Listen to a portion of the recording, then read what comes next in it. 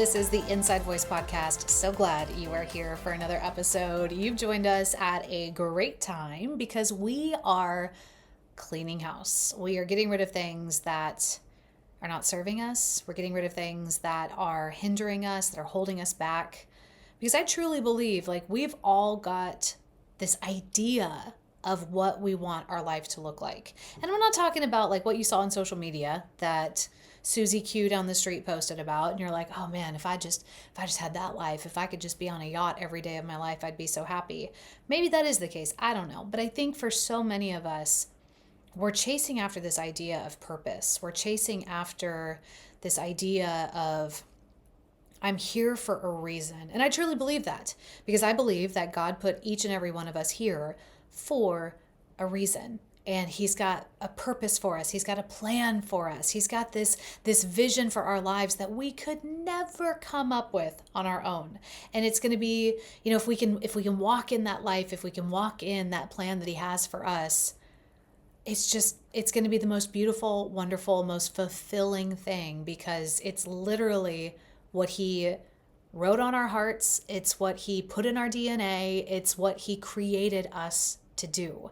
And when you are a created being and you are walking in what the Creator designed for you, that's when you're in complete harmony. It's not to say that there's not issues and problems and hardships that, pop up in life, but it is to say that is a life that is fulfilled because that's the life that you're supposed to live. So we are working through things to get rid of.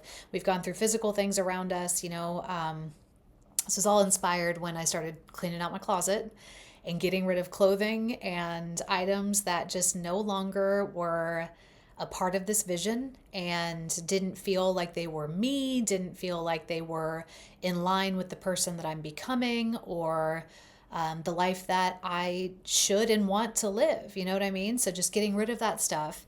And it made me think there's a lot of stuff in our life that is physical around us that we could totally part ways with. And it would be so good for us. It would be an opportunity for us to grow and have clarity and lean more into the vision that we have for ourselves. So we talked about physical things, cleaning out the closet, cleaning out the kitchen, cleaning out the office, whatever it is, whatever you feel like is just a disaster that needs to be cleaned and organized, get to it. I think oftentimes a clean environment around you, or at least an organized environment, is very beneficial to success and vital for success. At least that's how it happens in my life. Some people, they work really well in chaos. I am not one of those people. Even now I'm looking at my desk over there and I'm like, okay, when I was setting up for this podcast, I threw this over there and that over there. We're just not going to look over there. And then last week we talked about people that you could either cut out completely because they're harming you, they're abusing you, or people that you need to set boundaries and limits with. And they're people that you can still love, but maybe they just aren't in that inner circle anymore, We talked about social media for both weeks, cleaning that up and getting rid of anything that would make you feel sad or depressed or less than. Or unworthy, get rid of that stuff. And today we are talking about what is going on internally. Now, I think a lot of people would say you should have started with the personal. And I agree. We could have started with the personal. It just didn't make sense in my mind because we start with the personal, right? And what happens with that? We change ourselves on the inside, but nothing around us changes. And the moment we go back out into the world and into that life, we get back into the chaos again. And so I thought it would be beneficial for us to, start with tangible things that we could remove from our lives. We could remove toxic relationships in our lives as well. So we really could get a good focus and a good clear vision of what we're working towards, what we want. It's like we cleared out the noise around us so we could sit in silence and figure it out for ourselves. And now I think also those things around us, side note, could be excuses for us not to deal with what's going on the inside. Well, my life is so chaotic right now and it's so cluttered over here and I've got these people to deal with and blah, blah, blah, blah, blah, blah. So oftentimes we would start with the personal stuff, but the moment we would hit friction with other things around us, it would just be an excuse for us to not even try anymore. So I thought maybe we could go the opposite direction, It seems to be working out well for me. So hopefully it'll work out well for you. But also I wanted to save this one for the end because I feel like this is the most important part. I didn't want to start you off with anything too heavy as far as cleaning things out, because if it got too hard, if it got too difficult, you would have stopped. So little tangible things, I hope, have given you momentum. Cleaning out physical things around you, setting boundaries and limitations with people around you, I thought would be little things that would snowball into something that would really allow you to work hard on yourself. And again, this is truly like the most important part. I think cleaning out junk and clutter within ourselves is important. Because then, like I said, we'll get clear on the vision, we'll get clear on where we're headed, and we can eliminate the noise around us so we can truly seek out what we're supposed to be doing to move forward. Does that make sense? That makes sense, yeah. So, personal things that I think you should work on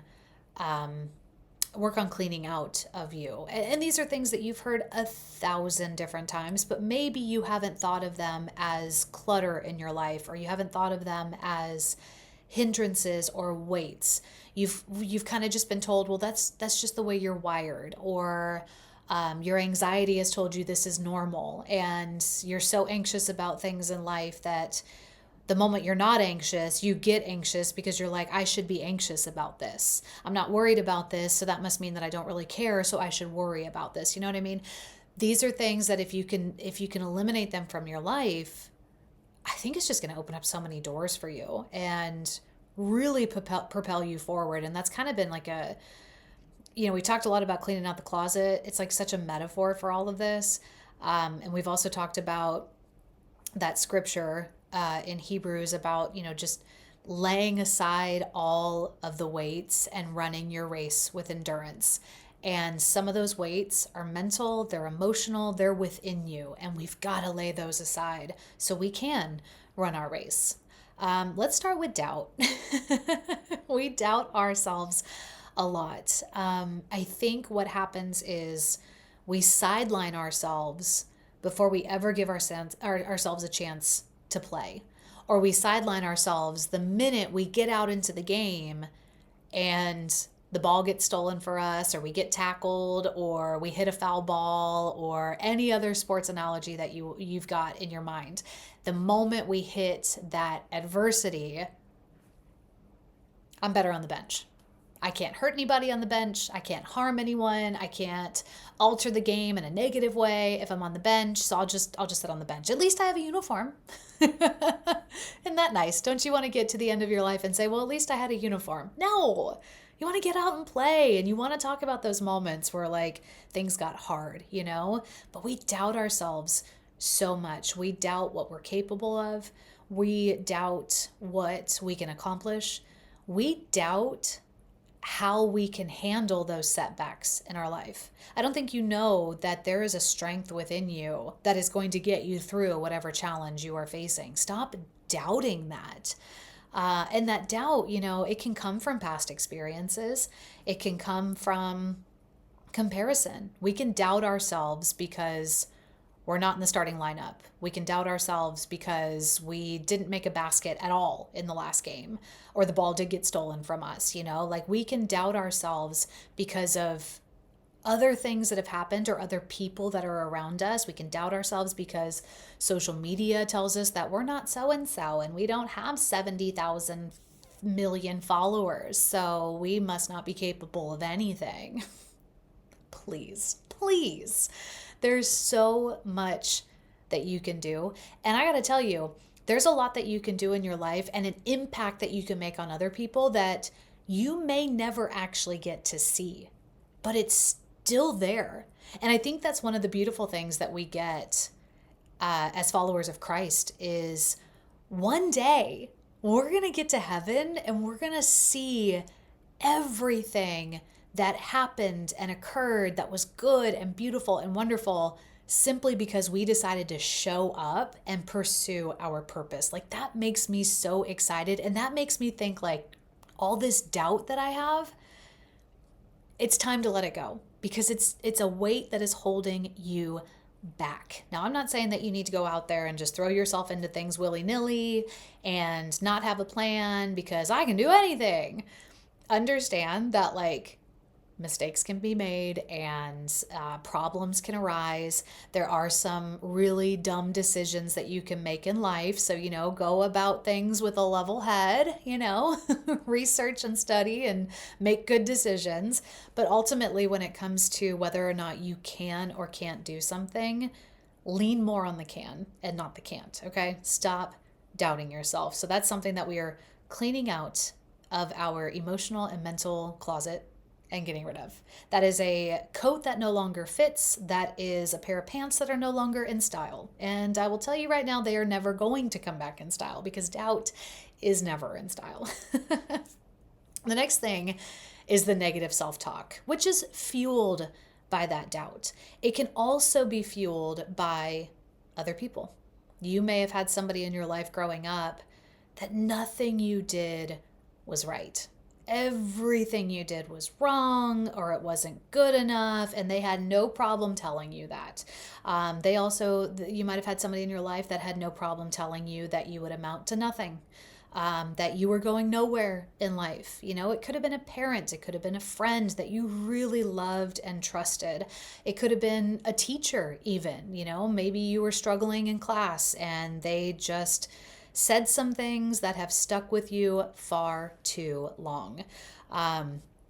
We rehearse those things in our mind, and it becomes a conversation that we have with ourselves. We take things that other people have said about us and we make it our own narrative. And that's a problem if it's negative and if it's holding you back. You gotta let that go. For crying out loud, we can come up with enough things about ourselves to say that are negative, and we don't need all the other stuff from other people or other influences or other aspects of our environment coming in and making matters worse. The negative self-talk of just, who you are as a person, what you can do in your life, what you look like as well. I have negatively self-talked about myself for decades and have never, I'm not saying this because I'm like I'm fishing for compliments or anything. I'm saying this because it's so true and it's so real. Everybody has this idea of what they should be, what they should look like, what weight they should be, blah, blah, blah, blah, blah. It's a lot of shoulds, you know what I mean? And I've done that. I've done that for so much of my life of like, well, I don't look like this person, or I don't have this, or if I was just a little bit taller, or if I was, if I had a different nose, or if I just, dyed my hair this color or whatever. Like we are always going to pick ourselves apart. And that negative self-talk does not serve you in any way. It's not going to motivate you to get any better. Even in the gym, when I start talking negatively about myself, like, Jess, you should be stronger than this. Jess, you're such a failure. You shouldn't have eaten what you ate last night, blah, blah, blah. You should be at this weight, or, oh my gosh, blah, blah, blah, blah, blah. I can negative self-talk myself all day in the gym, but that's not going to help me lift heavier. That's not going to help me run further. But you know what is going to help me? Talking myself up, being my own coach, motivating myself, being like, come on, you can do this. You can do this. I say this stuff out loud. I'm sure people that have crossed or walked around the neighborhood while I'm working out think I'm an idiot because I'm literally saying that stuff to myself out loud. Like, come on, girl, you got this. One more. Come on, push hard. Last rep, best rep, like, let's go, let's go. One more, one more, one more. That's so much more motivating and fueling and creates more positive results than the negative stuff. And it's so important what we're saying to ourselves on a regular basis. There's a reason why affirmations are a thing. There's a reason why putting positive quotes and stuff around you is a thing, because it matters. It makes a difference.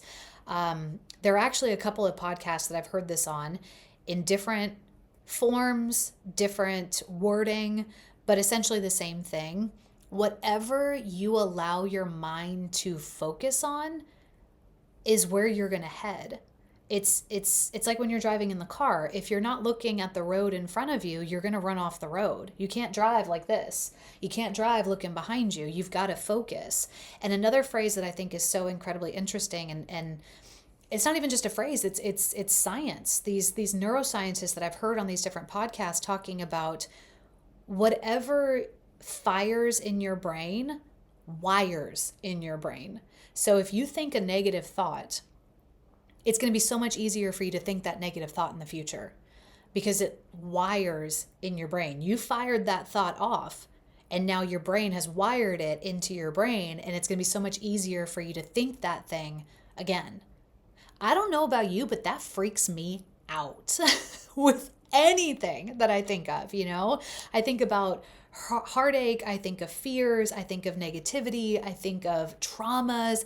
Anything that you are firing off in your mind, it's going to be easier for you to dive back into that. This is why people end up depressed, because they fire those depressing thoughts so often and so long in their lives that it just becomes the way that they think. You're rewiring your brain when you allow yourself to focus on these negative things. So I want to encourage you to start firing off some good things instead. Let those things wire, let a what if I can mentality come in. You are beautiful, you are worthy, you are strong, you are capable, you are smart, you are chosen, you are like all of these beautiful, wonderful things. If you can start firing those things off in your brain, oh my gosh, it's going to be so much easier for you to tap into those things into the future. So remember that when we are cleaning out things, getting rid of doubt, getting rid of self-talk, filling it with things that are actually going to be beneficial and meaningful for us and easier for us to tap into in the future. That's going to be very, very important. Another thing personally that I think we need to get rid of, the imposter syndrome, and this comes in so many different forms. It might even be the mother of negative talk and the mother of doubt. But this imposter syndrome, this idea that what's been placed inside of you is not for you, it's just mind-boggling to me. I have felt like an imposter in so many parts of my life. When I first started doing CrossFit, I felt like an imposter because I'd never done it before. When I started tapping into nutrition, and when I started tapping into macro counting and calorie counting and stuff like that. Again, I felt like an imposter because I had never done that before. I felt like an imposter doing this podcast, filming this video. There will be plenty of other times that I will probably feel like an imposter, but it's not something that I want to do anymore. It's something that needs to be removed from my life in order for me to move forward. I have felt, one of the biggest times that I felt like an imposter was the very first time that I went and did the ACM Awards. Incredible opportunity. Everything was happening at once. It was like all these wonderful, beautiful, amazing things were happening in my life. And also like all these awful, terrible things were happening in my life. Like my mom passed away. I was doing the ACM Awards. I'd just gotten this new incredible show that I was doing, Taste of Country Weekend. Like all of this stuff was happening at once. And I remember I flew to Vegas. It's the last time that the ACM Awards were in Las Vegas. And I'm in the hotel, like getting ready to go downstairs and do what they call Radio Row. And essentially you set up in this booth and these country artists stop by and you ask them questions and you probably only have like 5 or 7 minutes with them and then they're on to the next one. You probably talk to 35 artists in 2 days. First day's kind of short, second day's the long haul. But it's just interview after interview after interview after interview. And I felt like such an imposter for being there. I had a newly syndicated show. I was still new to like even doing country music specifically.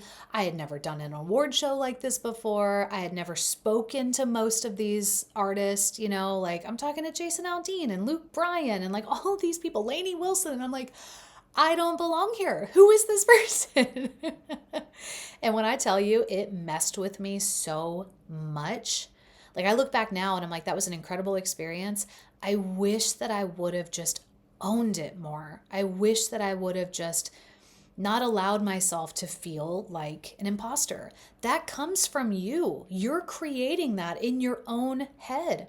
Nobody else is thinking it. You're thinking it. That's why you feel like an imposter. You feel like somebody's going to, hit, like, call a cut, a timeout, and walk out there and be like, you're not supposed to be here. That is never going to happen. Okay?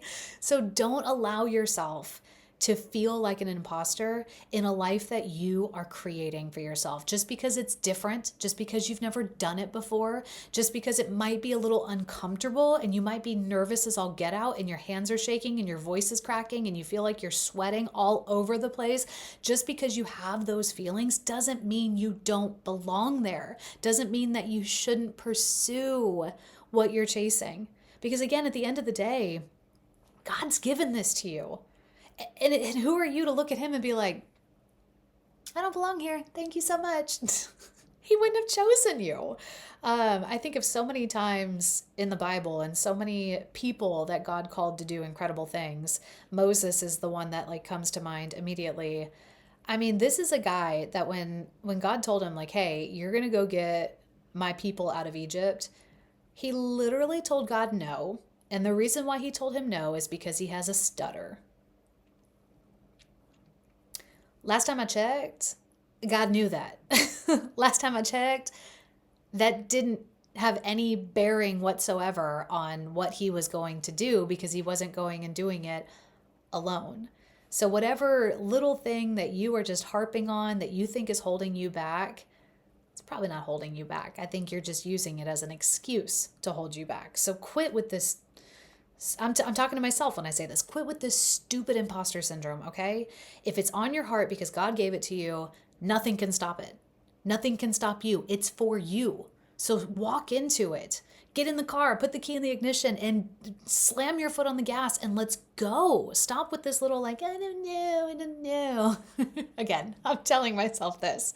And again, if you can wake up and go to the mirror and look yourself in the eye and say, God's given you this. He's told you that this is for you. He's asked you to do this. You need to walk in obedience. He's given you everything that you need to do this. Like if you can tell yourself that you're there for a purpose and for a reason, oh my gosh, if you can do that every single day, like we talked about with the positive talk for yourself, how much easier is it going to be for you to tap into that when you need it the most? It's easy to say it in the mirror. When you're in the moment, when you're at the ACM Awards and Jason Aldean is standing in front of you, it might be a little more complicated. But again, if you've put it into practice, if you've fired that so many times in your mind that now it's hardwired, it's going to be a lot easier for you to be like, nope, this is where God has me. It's where he's told me to be, and I'm going to do this. And suddenly your shoulders go back. Suddenly you stand up a little straighter. Your voice doesn't crack as much. So quit with the imposter syndrome. That is something that is in your closet that no longer fits, and it needs to go. Let it go. Actually, don't even donate it. You don't want to give that to anybody else. Just burn it, if we're going with that metaphor. Other things that I think we need to get rid of in our life and within us that are holding us back. Past versions of ourselves. We talked a little bit about this last week as a person that we need to let go of. And I think the emotional attachment that we have to past versions of ourselves needs to go if it's not pushing us forward. We can tap into, like I can tap into the girl that I was in high school when I was standing in the pitcher circle. It was a full count, got the bases loaded, and the ball is in my hand. And I'm supposed to throw a rise ball or a fastball or whatever. I can tap into that girl, and I can tap into the confidence that she had, and use that here and now to push me forward. For you, it might be that you tap into an accomplishment that you had in the past, or a time when you stood up for yourself, or a win that you had in your life. You can totally tap into that stuff. That's great. You should hold on to that stuff. But I think oftentimes we hold on to regret. We hold on to mistakes. We hold on to whatever person we were stuck as for so long. And for whatever reason, it's like we're picking at a scab, and it's like, just let that heal and move on. Like, why are we going back to that? Why are we still stuck there? Why are we allowing that time or that season of our life to hold us back now when we're no longer in that season. We're not there anymore. I remember God telling me one time when I was just holding on to a pain from my past, and it was when my mom passed away. And something about holding on to it made me feel like like it was important to me. Like, I don't know. It's like sometimes we hold on to worries or cares or hurts or pain because we feel like if we ever step away from it, if we ever move past it, then it wasn't important. And that it wasn't as big of a thing as it should be in our lives. You know what I mean? So I was holding on to that pain, and I remember him just telling me, like, Jess, I'm not even there anymore. And that was so powerful to me because it's like I was holding on to it thinking that if I moved on from it, if I dealt with that pain and put it away, then I wasn't accepting that it impacted me. And that I needed to hold on to it because for whatever reason, it meant that I loved my mom more or something like that. And just even him telling me, like, I'm not even there anymore, Jess. Like him telling me we've all moved on from it. And now we're here working on this here and now. So stop holding on to that stuff from the past and let's move forward. And it was just, you know, God's not there anymore. So why am I keeping myself there, in my past, in the pain, in the regret, in the coulda, shoulda, woulda? You know what I mean? Like, we've got to move forward in life. So if you're holding on to stuff from the past that is not serving you today, get it out of the closet. Doesn't fit you anymore. Move on to the next thing. God is waiting for you to step into the present. He's waiting for you to step into what he has for you right here and right now. And then we'll get to what he has for us in the future. Other things that we're holding on to, just little things that we can get rid of, our laziness, our procrastination. Like we love to get distracted. I am one of those people. I can waste a lot of time. I can waste time sleeping. I can waste time on social media. I am the best. Like, if we're on a road trip, and we stop somewhere and it's like, hey, like the car's got to charge, or, we're going to get gas or whatever, I can kill time like nobody's business inside the convenience store, like especially at Buc-ee's. If you've ever been to Buc-ee's, you can kill a lot of time at Buc-ee's. But I mean, even just out running errands at different stores and stuff like that, I'm really, really good at killing time. Really good at it. We all are to a certain extent. And we're all really good at justifying our laziness. This is where you've got to be really honest with yourself. I'm not calling you out for any behavior. I am not saying that every time you turn on Hulu or Netflix, it's bad, or anytime you get on social media, it's bad. But I think, when you're wasting hours upon hours upon hours with those platforms and not doing anything, that's when it becomes a problem. That's when it's now turning into laziness. I think there's a time and place to check out. There's a time and place to get your stress levels down, kind of just mentally check out, be entertained, let something, just kind of, ooh, shiny in front of me. Wow. There's a time and place for that. But I think we have gotten to a point where we do that way too much. And it's almost become the priority for us. Well, I got to watch my shows. Well, I've got to watch this because everybody watches this. You don't have to. Well, I've got to listen to this podcast because everybody's listening to it, or because this is my me time. Well, you've listened to 7 episodes and they were all 45 minutes. Where'd the day go? So you're just gonna have to get honest with yourself. And I know that we picked up and learned a lot of habits in the pandemic.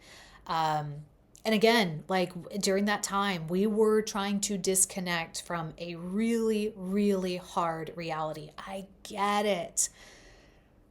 But it's time to be honest with ourselves with how much we are allowing ourselves to just kill time and waste time, What's the number one thing people say when they talk about, like, if you were to say somebody like, hey, I know that you want to like take better care of yourself. When are you going to work out? What's the first thing they say? I don't have time. Hey, I know you've got this great calling on your life and you really want to, write the book or start the business or whatever. And the first thing they say is, well, I don't have time. This is going to take an honest conversation of you sitting down and looking at your day and recognizing just how much time you're spending doing all these things that are actually distractions.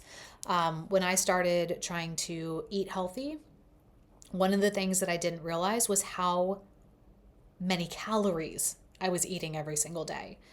I thought, oh, this is normal. This is what everybody eats. But when I was getting down to what actually works for my body and what actually aligns with the goals that I have for myself, I was way off the chart with what I was consuming. And I think in a similar way, this is where we've gotten with our entertainment and with our mental checkouts. We call it self-care. Well, I'm just going to go binge watch my shows because it's self-care.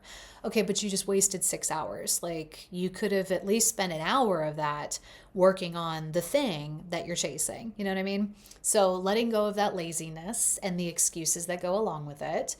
I think also letting go of your ego. This will be the last thing because we've gone through a lot. We've done the doubt, we've done the negative self-talk, the imposter syndrome, past regrets and pains and hurts, and laziness. That's a lot. What is that? 1, 2, 3. That's about 6 things. Wish I had 7. 7 just sounds like a nice round number. It's the number of completion in the Bible. So there's that. But I think this is important because if you're chasing after something, if you're pursuing something that you've never done before, your ego cannot get in your way. You might be thinking, well, I don't have an ego. Remember, Jess? We talked about doubt. We talked about negative self-talk. We talked about imposter syndrome. I don't have an ego because I don't think I'm capable of doing this thing. What I mean is you're going to have to get out of your comfort zone to do the things that you want to do. And oftentimes we get so comfortable in the stuff that we are good at.